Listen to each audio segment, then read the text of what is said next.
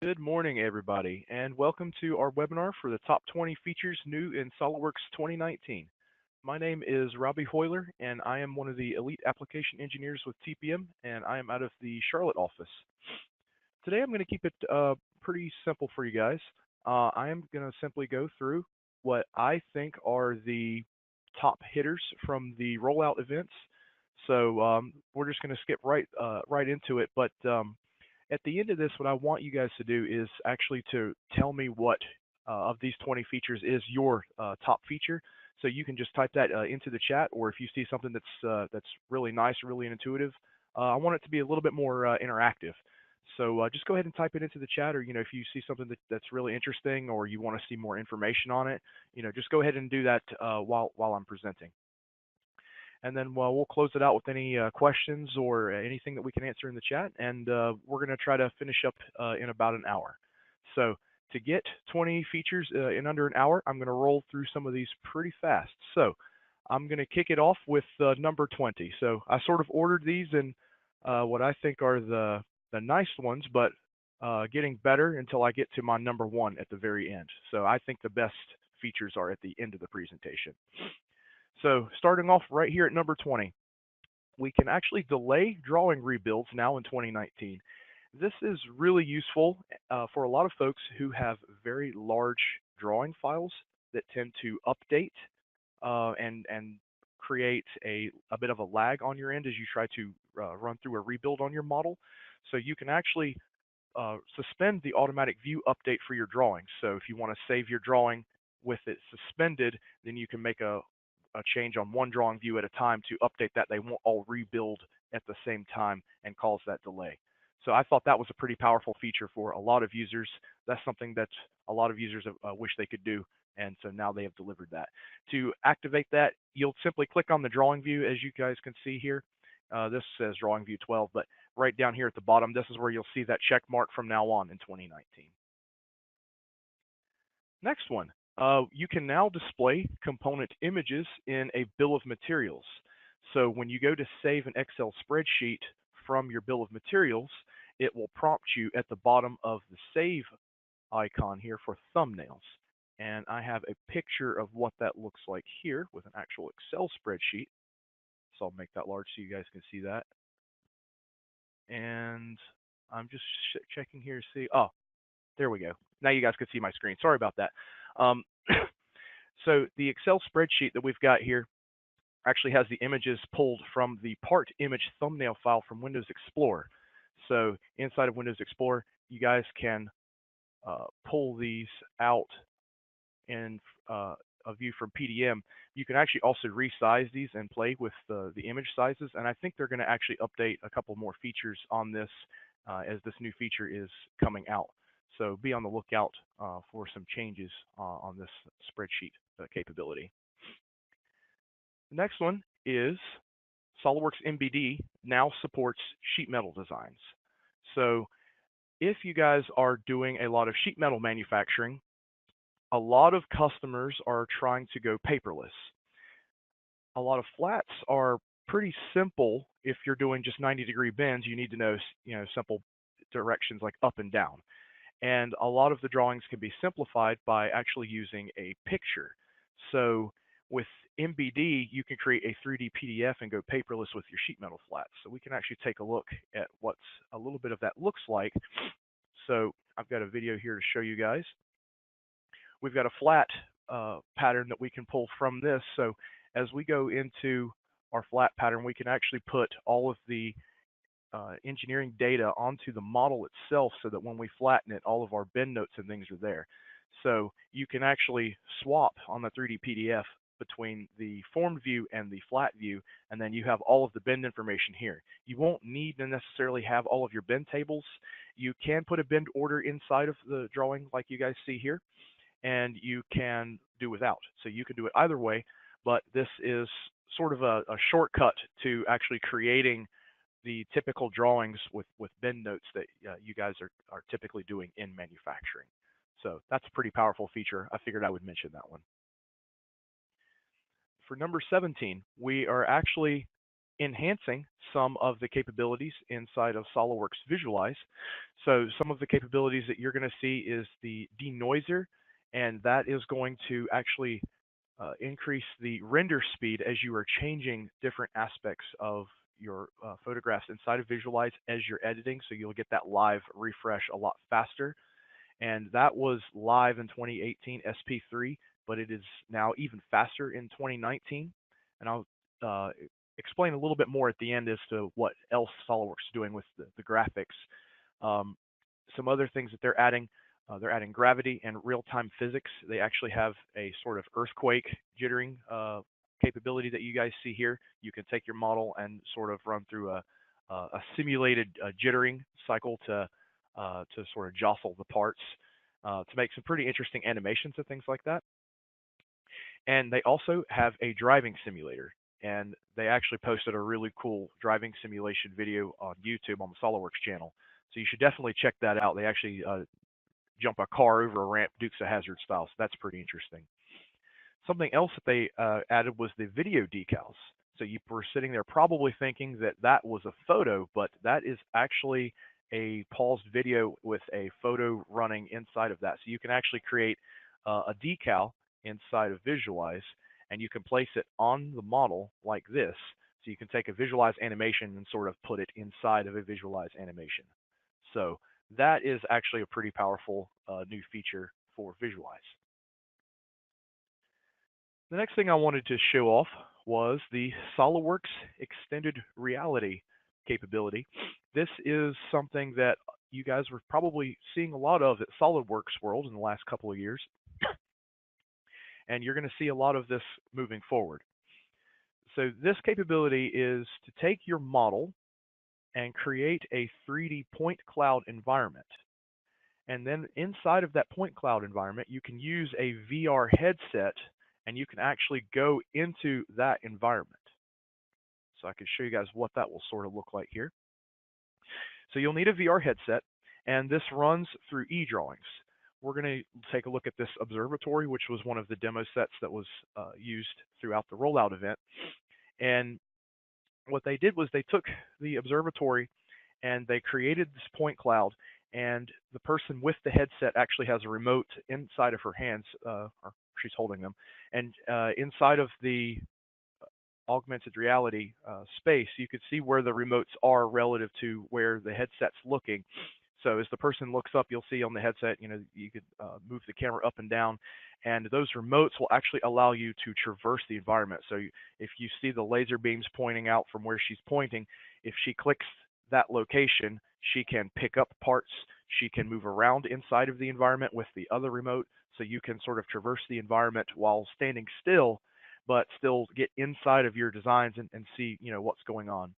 So to create an extended reality point cloud, you can go to extended reality binary and save that out.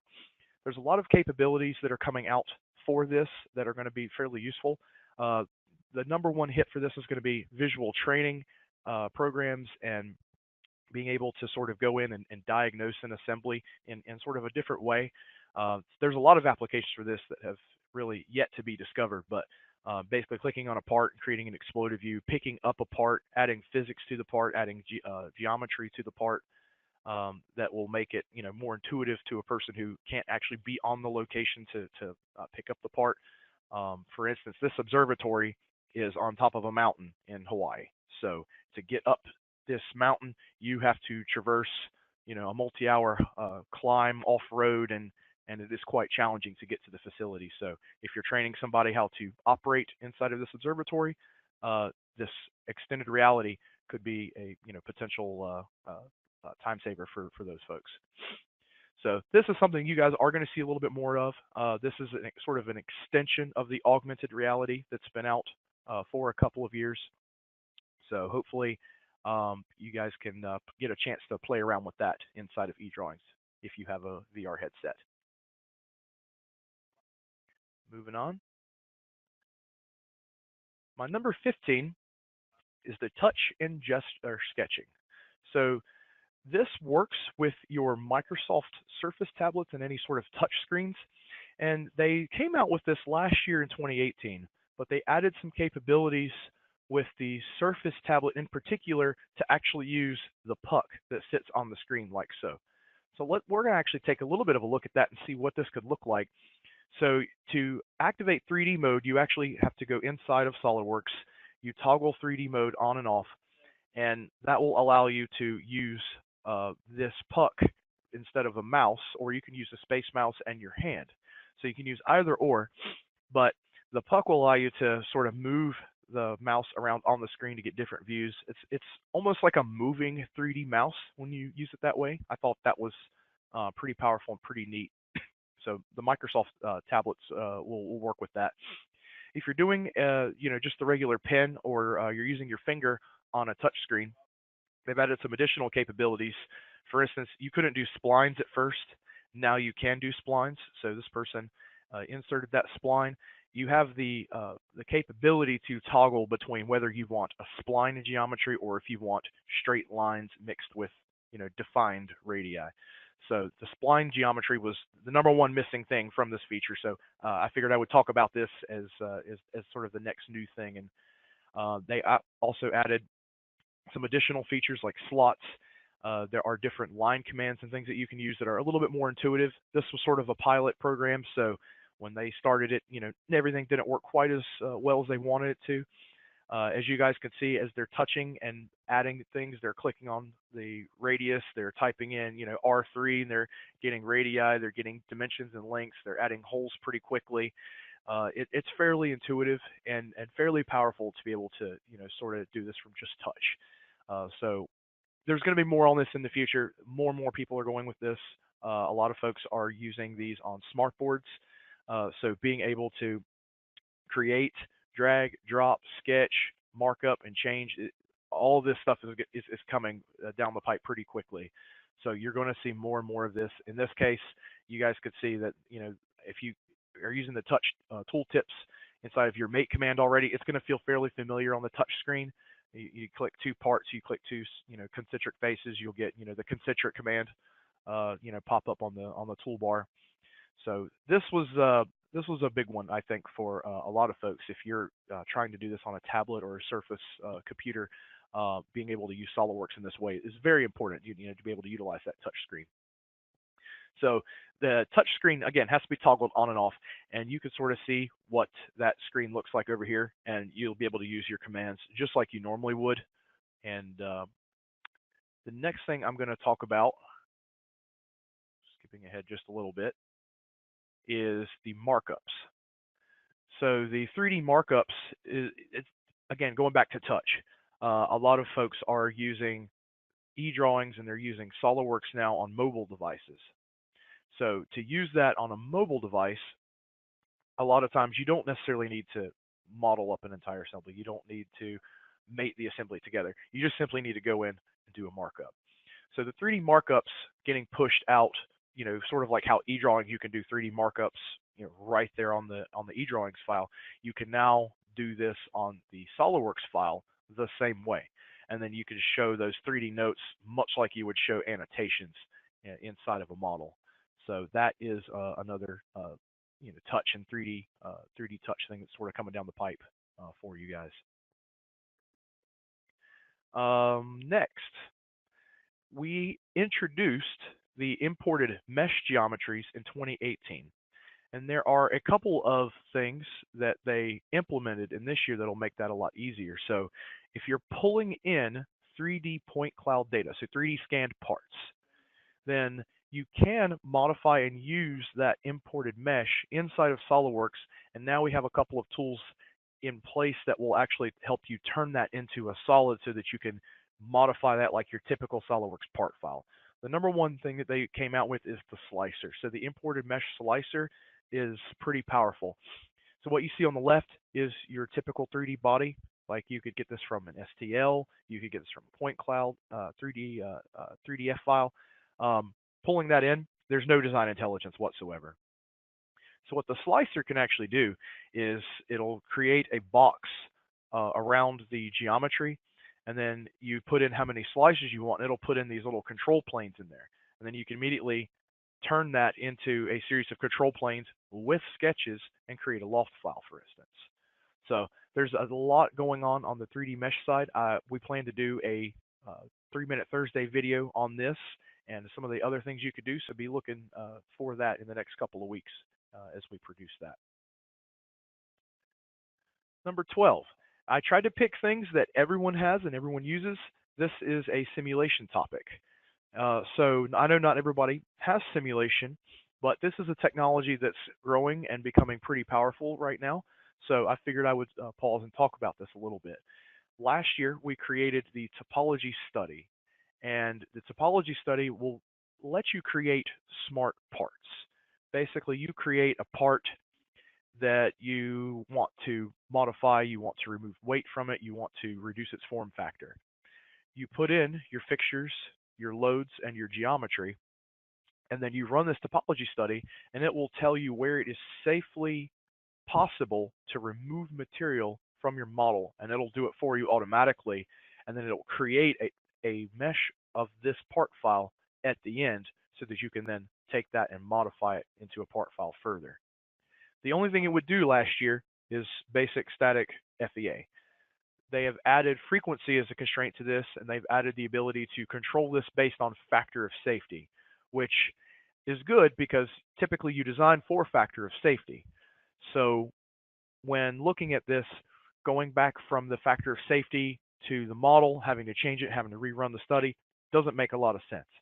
So in the new version for 2019, we'll take a look at what that looks like. So we've got a part that looks like this to start, and we're trying to remove as much mass as possible from that. So if you haven't seen the topology study, you create goals. Mass constraint in this case was we're trying to reduce as much mass as possible. The goal would be to, let's say, reduce the mass by 50%. We can add a different constraint on top of this. So we have a displacement constraint that says you can hold displacement below, say, 1/8 of an inch, hold mass below 60 pounds, and then hold frequency. Let's make sure it doesn't vibrate at 150 hertz. So you can add all these constraints on there and get the best stiffness to weight ratio as the goal. And then you can define that based on its maximum stress or its simple factor of safety. So you have a lot of options in what you can do with this. And we have done a couple of 3-minute Thursday videos on this and how powerful it is. So the top one shows, just the FEA, safe to remove that much material, just the frequency. You saw the other one that was a thicker part. And this is the part at the end where you can export this as a graphics body, a solid body, or a surface body so that you can then take that part into SolidWorks. You could do things like evaluate its true mass. You can bore holes in it. You can obviously clean it up because that, looks like a half-eaten Cheeto. So you can clean up the models and create real usable parts. And I have done a couple of videos on that. So if you guys are still curious about topology studies, check out our blog and you guys can see that.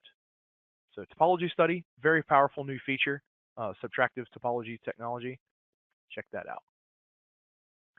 This is one that I think everybody can appreciate, and this is where things start to become applicable for everyone. I'm going to jump into SolidWorks and look at a part really quick. I know a lot of you guys have probably gone in to change a part. You've gone in and looked at a dimension like this, and then you click on it, you go to change it, and you're like, I forgot how long the length of my part is. Then if you want to go measure it, you have to hit escape. You have to jump out of that command. You have to cancel literally everything you're doing.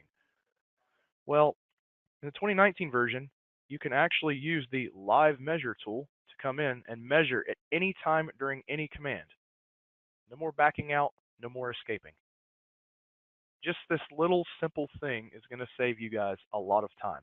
So to make full use of this, I know that it's on the evaluate tab and that it'll show up, but I actually did this. I actually customized this on my S key. So I went into my S key, I clicked customize, and that way I can just hit the S key when I'm in a command. I can bring this up, and that is going to be located down on tools. So I grabbed my measure tool, dropped it on my S key, and now anytime I need to do a measurement while I'm in a command, like modified dimension, I can click over here, S key, and it shows up. So you can do it either way, but either way, the live measure tool is a really nice, nifty thing. So I feel like everybody should know about that one. Next, number 10, easy management of external references. As easy as it can be anyway.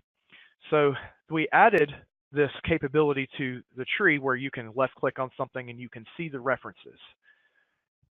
But previously that was just graphic. It didn't actually do anything for you other than tell you which one was the parent relation and which one was the child relation. Now, when there's a dot that you can actually see on the component when you click on it in the tree, and it'll let you break and lock directly from the tree. So that's pretty nifty. And then on the same sort of context over here on the right, the menu is actually cleaner now. So before you would just have a list. It would say M3 clearance hole, then it would have all of your lists. It wouldn't have the feature dialog box. It might not have the reference entity type and a couple of other things, and it wouldn't have a clear divider. So it was just kind of a pile of references, and you had to read really closely. Like this, they're actually nested as one of the options. You can do flat, nested. You can check by the filter status at the top. So this menu is a lot more user-friendly now to track your external references. It'll help you lock references, break references, all the things you need to be able to do quickly. The next thing I wanted to show off was the R key enhancements. So everyone should be using the R key at this point in time. This menu welcomes you usually to SolidWorks 2019, and you can turn it off if you want, but I don't know why you would. The home screen will look like this. So you'll have recent components, you'll have resources over here, you'll have all of your new template files and things ready to go. You can obviously change this by clicking advanced. It'll let you go in that way. But I typically anchor any projects that I'm working on near the top. And I anchor that by clicking the tag, this little push pin in. And now that I can actually click my R key and go up to 100, I don't know why you would need 100, but if you need to go up to 100, you can see the last 100 things I have opened on my R key. So under recent, you'll see that you can change by filter folders. Like if I'm trying to filter top level assemblies, for instance, these are all my top level assemblies that I've been working on. You can filter by parts, you can filter by assemblies, you can filter by all. So either way, the R key is the thing I probably use the most to actually start what I'm doing. So it's just become a part of my workflow sort of overnight. And one other popular thing folks like to do is when they go to open an assembly, they like to change which mode they want to open that assembly in. I can change this to LDR before I open it. I can use speed packs. I can check hidden components. I can check configurations and display states. So there's really no reason not to utilize the R key. The R key is even more powerful in 2019, and it's just a really nice capability that I think everybody should use the most of. Going back over. The next one I want to show you guys is the partial fillet tool. So I'll jump back over to SolidWorks so you guys can see this one. So I've got a handle here. Go ahead and hide that part using my tab key. And I have an interference down here at the bottom. So I'm going to add a fillet like I typically would. So I'm going to go into edit component mode and then add a fillet just like I normally would to this. But if I add a fillet to the whole edge there, change that to 1 mil, it's going to possibly interrupt my wall thickness down here, and it's going to put the fillet in a bunch of places I don't really want. So in 2019, this also works on chamfers. You have the capability to click partial edge parameter over here, and you can pull the grippers or set an offset manually over here at the left to just do part of the edge of that fillet. To do this previously, you'd have to do some sort of weird cut sweep or something like that. So that allows me to put that part in there, and right away I'm off to the races. Partial fillet, you can also do partial chamfers. This has been a very popular one. We had Luke do a video on this one as well. So we're going to take a look at this in SolidWorks, but the new transform appearances into geometry feature has been one of the most popular ones that we've done. So I'll go back in, and in this case, I'm going to use this part to display what that could look like. So I've got a couple of configurations for this. We've got a couple of ribs here that are done as features, but let me show you the bumps configuration, and then you guys can tell me how challenging this would be to build otherwise. If you're trying to get these bumps pressed onto this geometry, it is very challenging to get that sort of shape with just a pattern. And it can be done, but it is challenging. So let me show you guys how to do this. Now, that one with the bumps was a really finite mesh. Let me show you what that could look like if you guys wanted to do this. So I'm going to open a JPEG image of what I'm going to do. So to do a true knurl, it's like a little diamond square shape pattern. This is what my image looks like. It's simply black and white. And the darker the part of the JPEG is, the more depth it's going to have when you go inside of your feature and do the 3D texture command. So what I'm going to do is I'm going to drag that JPEG out from Windows, and I'm just going to drop it onto this face. When I first, throw it in there, it's not going to look right. So we're going to come in here and we're going to modify that appearance so you guys can see how you can do this pretty quick. Go to mapping. I'm going to change my size, and then I want to create it using box mapping. So I'm only going to texture the front face. I could do all faces of this. If I put this texture on all the faces, I can do it that way. But based on the appearance, right, I just pasted that multiple times across the face and then mapped it the way I want it to. So this could work with a logo. This could work with anything, as long as it's black and white. I've even seen folks do a topographic map this way. We'll do our 3D texture command. Use my S key to find that one. And I'm going to go to this body.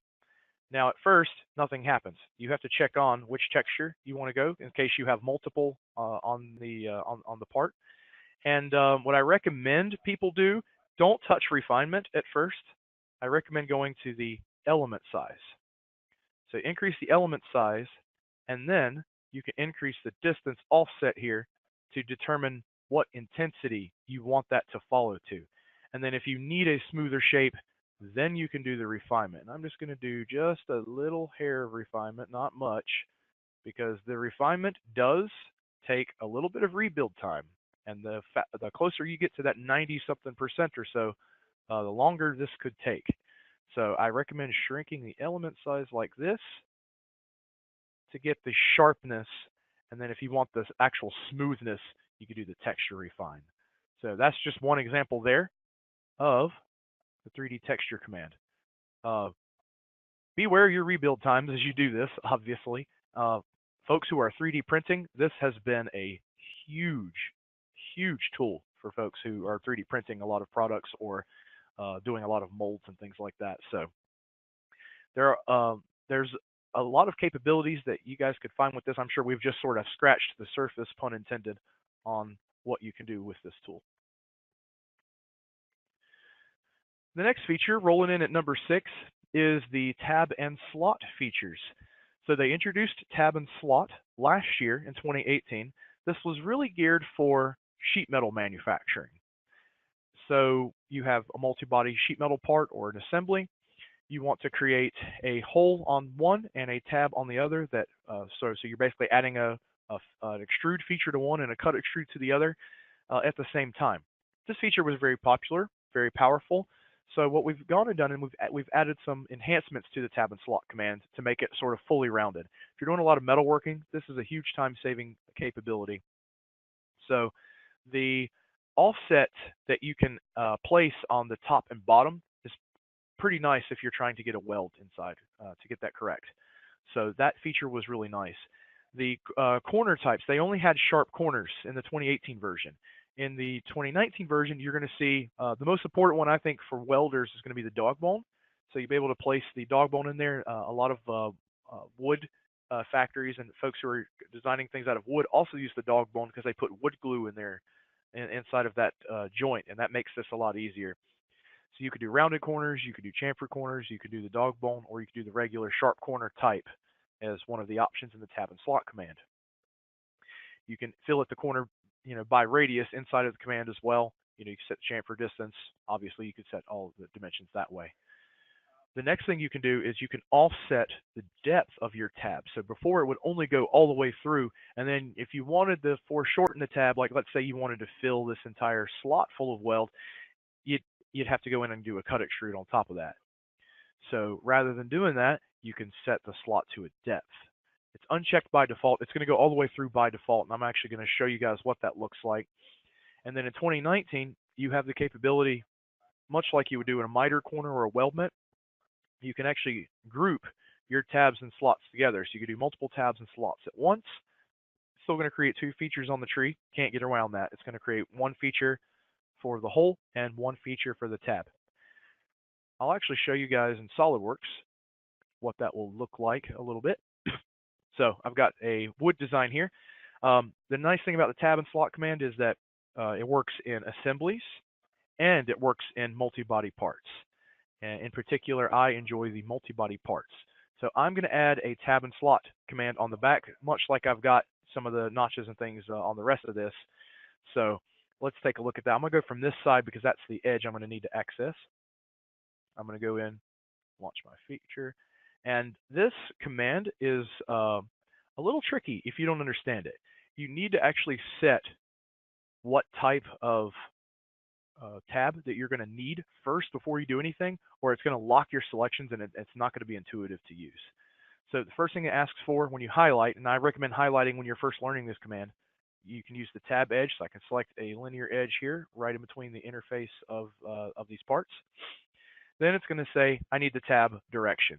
So I'm going to go this, towards this face is where I want my tabs pointed towards. And this is at a, at a 20, 30 degree angle or so. So these tabs have to sort of come off of the wood at a slant. And then this is the tricky one. If you don't have blind selector, if you don't have your tab selection correct, it's not going to work right. So the tab face, you have to actually select other for this one. So I'll go to select other, and I'm going to be looking for that inside face. Once you get the preview, you know that you've got it in there. So basically, it will let you put effectively a linear pattern on there. So you set the offsets from the end, you set the quantities, you can set the length. I can go up to 1 inch there, change that, and then hit OK. And that will put the tab and slot in there like so.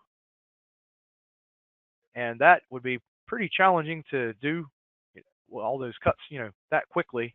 But it puts my tabs and slots in there, respect to both bodies. Modifying these commands, you're going to go with the top one. They're going to probably change this, but tab and slot 18 have two features on the tree. I'm sure they're going to mitigate this here in the future. But this is the enhancement so far. Really good technique, really good thing to use, especially if you're doing lots of sheet metal, lots of wood products. This is a very, very powerful feature. And that's why it made it so far up the list. This next one, I think everybody can appreciate this.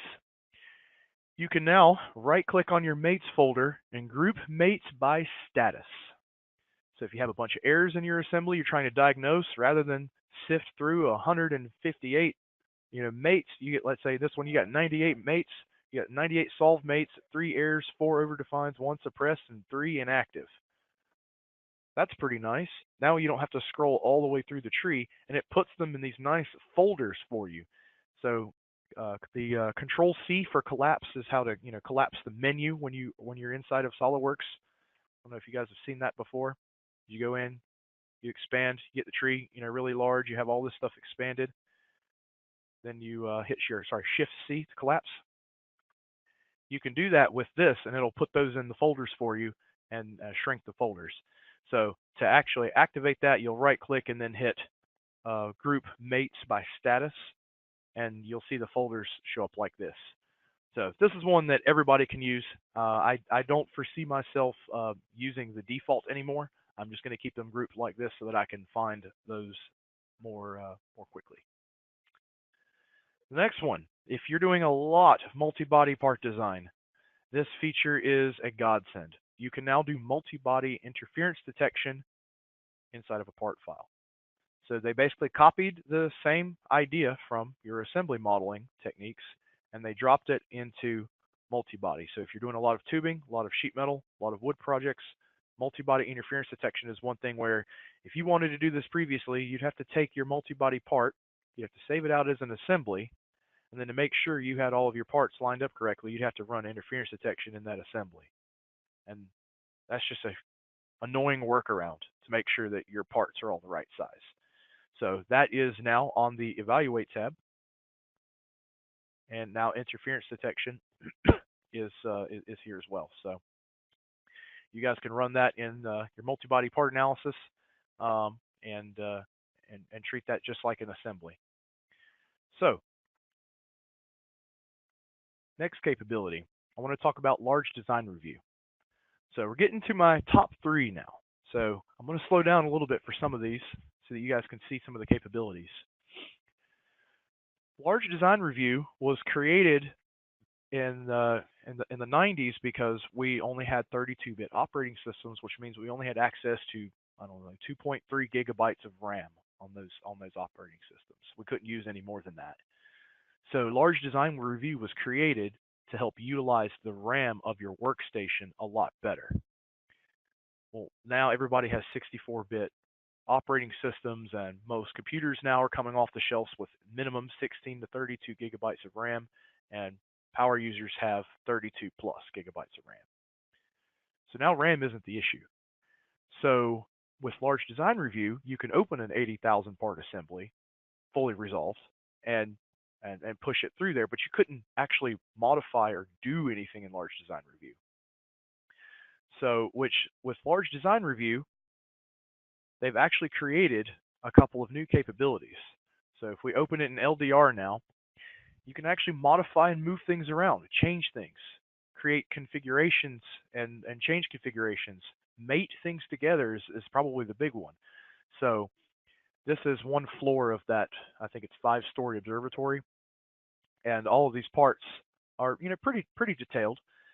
So you can still do like you normally could. You could measure, and it's going to give you pretty accurate things. It's going to help you do things like section views, modifications, markups, little things. If you're capable of working on more than one assembly at a time, then that means you've got 2 or 3 monitors in front of you. But for the average user, you can't modify more than 1 or 2 things at any given time. So as you saw on the tree, we went in there, we actually modified the assembly so that we can go in and effectively change the mates and add new capabilities to the assembly. So we'll just fast forward a little bit so you guys can see that. But using the magnetic mates feature that was introduced in 2018, adding a pump station to this, controlling the configuration of the pump stations, and just changing things around in general, whereas before this was completely locked and you had no capability to do this. So they're expanding LDR to match with the technology. As the technology grows, this is going to grow as well, and it needs to look that way. So everybody that uses really large large assemblies, or needs to open a really large assembly, before, you wouldn't use LDR because you couldn't modify much in it. It was really just a review window more than anything. You can actually now modify a little bit inside of LDR. So there's a list of the things you can do: adding, deleting components, hiding and showing things, creating configurations of the larger assemblies.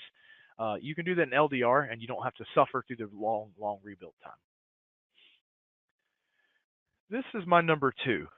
In 2019, we introduced the new structure system, and this is an advanced environment for weldments.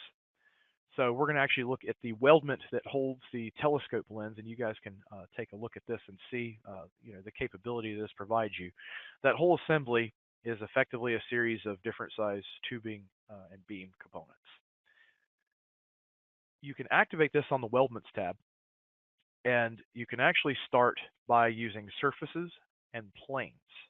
And much like you would do some things to create a 3D sketch, you don't actually need the 3D sketch for the majority of the structure system component, because you can use the edges of your surfaces. So you actually don't need to do that step. So you can sort of skip a step, so to speak. We could go in and we can collect all of our edges with a box connect there. And all of the edges where the surfaces meet now show you where the tubes are going to be. So you're basically creating this surface geometry instead of a 3D sketch, And it's a lot easier to draw a hexagon and hit surface extrude than it would be to create this 3D sketch the way you guys see it here.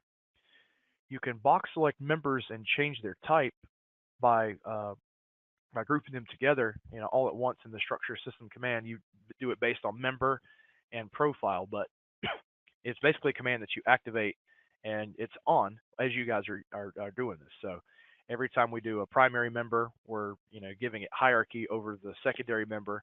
Secondary members that go in between will miter with respect, for instance, to the others. Another neat thing you could do, we're clicking on the top plane in plane 3 here as we do this, and anywhere there's an intersection between those, it's automatically putting a beam. So you don't even have to draw that at all. So the type of capability that this opens up to get your miters correct and to get some of those really painful tube geometries in there, this is a really big deal for a lot of guys who are doing weldment profiles. And that's why I believe this made it so high up on my list.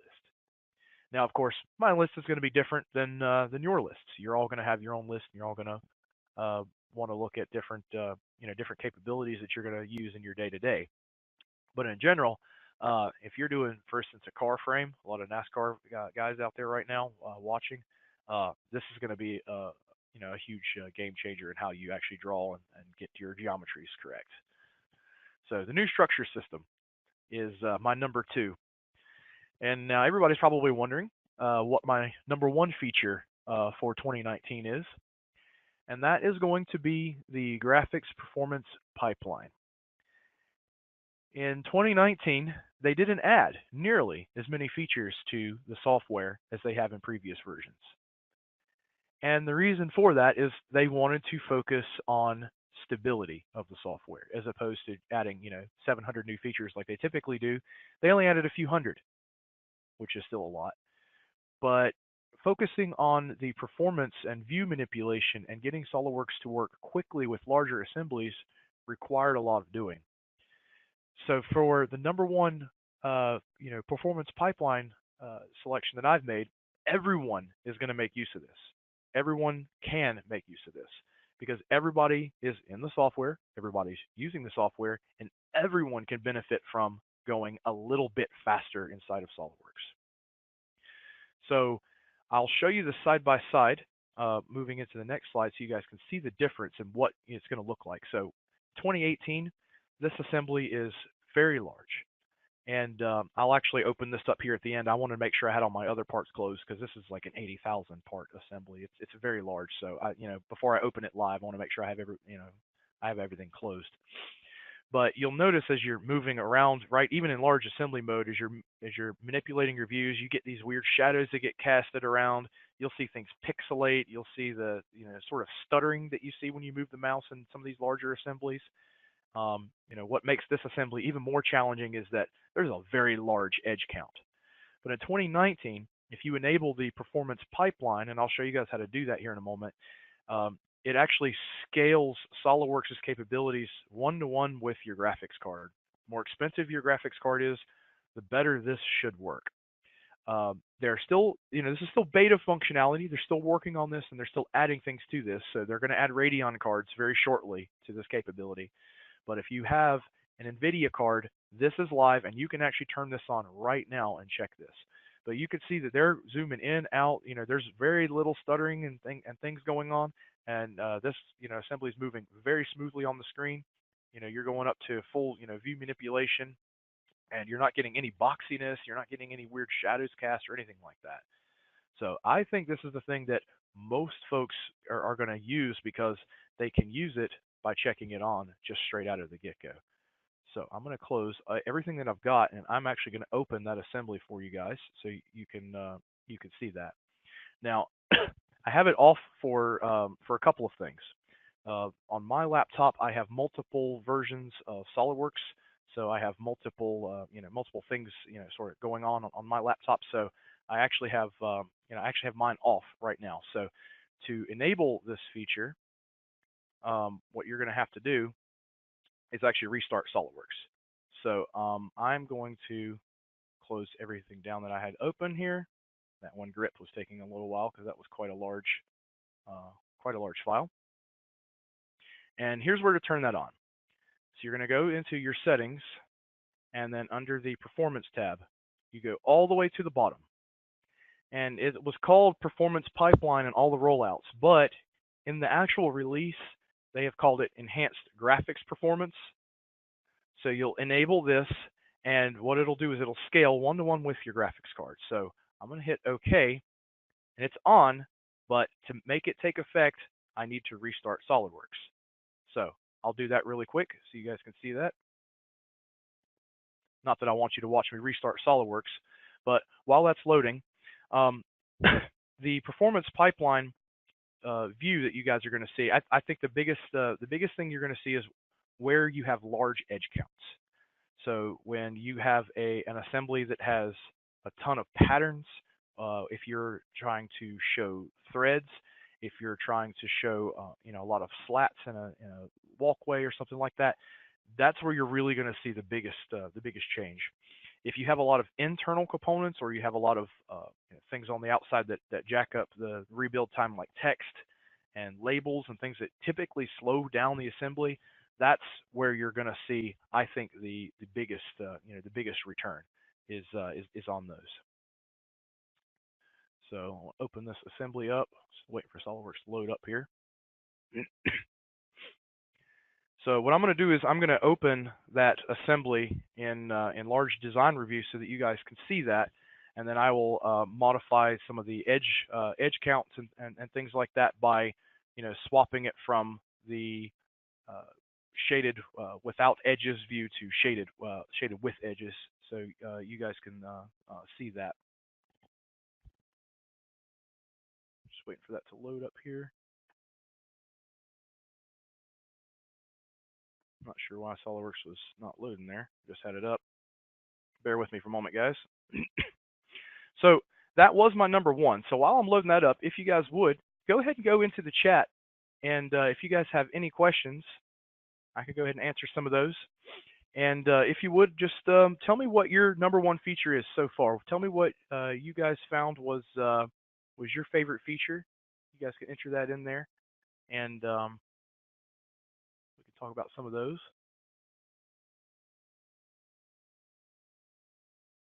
All right, got SolidWorks up here. And what I'm going to do is I'm going to open this assembly, large design review.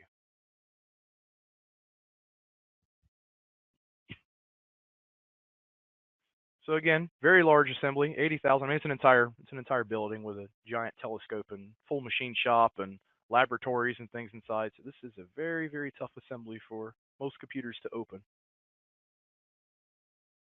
Usually on my computer with about 32 gigabytes of RAM, I usually get it open in about 20 or so seconds, 22 seconds.